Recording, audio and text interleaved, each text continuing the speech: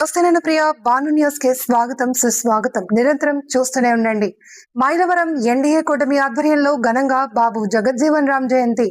భారతదేశ మాజీ ఉప ప్రధానమంత్రి శ్రీ బాబు జగజ్జీవన్ రామ్ 118వ జయంతి సందర్భంగా మైలవరం సెంటర్ లో గల ఆయన విగ్రహానికి పూలమాలలు వేసి ఘనంగా నివాళి అర్పించడం జరిగింది.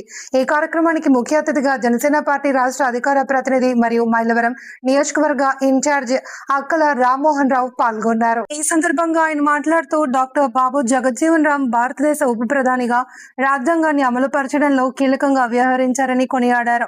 హరిత విప్లవానికి నాంది పలికిన నాయకుడు డాక్టర్ బాబు జగజ్జీవన్ రామ్ అని ఆయన ఆశయాలను కొనసాగించాలి అని కూటమి నాయకులకు సూచించారు.